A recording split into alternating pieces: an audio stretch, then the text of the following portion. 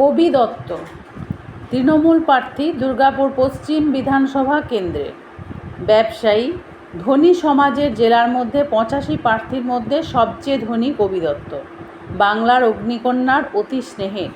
কার্যত কবি দত্তের পরাজয় এক প্রকার মমতা বন্দ্যোপাধ্যায়ের পরাজয়। এই অবস্থায় জেলার 9 আসনের মধ্যে দুর্গাপুর পশ্চিমের কবি দত্তের আসনের দিকেই নজর সবচেয়ে বেশি। কিন্তু কেন?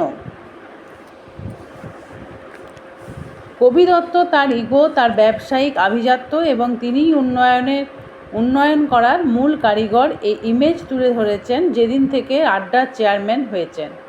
বারবার তার ইগোর জেরে তিনিই বলেছেন তিনি রাজনীতির লোক নন, তৃণমূল নন। তার ইগো মমতা বন্দ্যোপাধ্যায় তাকে উন্নয়নের জন্য এনেছেন। আসলে ভোট যুদ্ধে জয় পেতে চারপাশে অনুগত ব্যবসায়ী নয়, চাই দল অন্তপ্রাণ তৃণমূল কর্মী, বুথ স্তরের কর্মী। কবি দত্তের ইগো এইসব দল অন্তপ্রাণ বুথ স্তরের কর্মীদের কাছে টানতে পারেনি। কবি দত্তকে অনেকেই মেনে নিতে পারেনি। মাঝারি মাপের নেতারা, যাদের হাতে সংগঠন আছে এবং যারা দলের হয়ে ভোট করান, উন্নয়ন নিয়ে ইশতেহার প্রকাশ করেছেন, কিন্তু তাতে তার ইগোর বহিঃপ্রকাশ ঘটেছে, কিন্তু বাস্তব দিশা নেই। এত সব নেই রাজ্যের মাঝে পাল্টুরাম পারিয়াল বিজেপিতে যোগ দিয়েছেন। পাল্টুরাম পারিয়ালের কিছু ভোট আছে, কারণ তিনি কবি দত্তের মতো ব্যবসায়ী নন, কিন্তু রাজনৈতিক নেতা। দলের মধ্যে চরম গোষ্ঠীদ্বন্দ্ব আছে। 2016 সালের ভোট মনে পড়ে?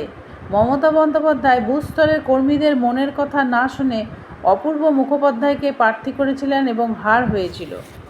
রাজনৈতিক বিশেষজ্ঞদের একাংশের মতে এবারেও বুথ স্তরের কর্মীদের মনের কথা বুঝতে না পেরে প্রার্থী করেন কবি দত্তকে। জয় হলে বিজেপি বিরোধিতায় জয় আনবে। সিপিএম বিজেপির ভোট কাটলে জয়ের পথ সুগম হবে। শেষ মুহূর্তে দল অন্তপ্রাণ বুথকর্মীরা ময়দানে নামলে জয় হবে।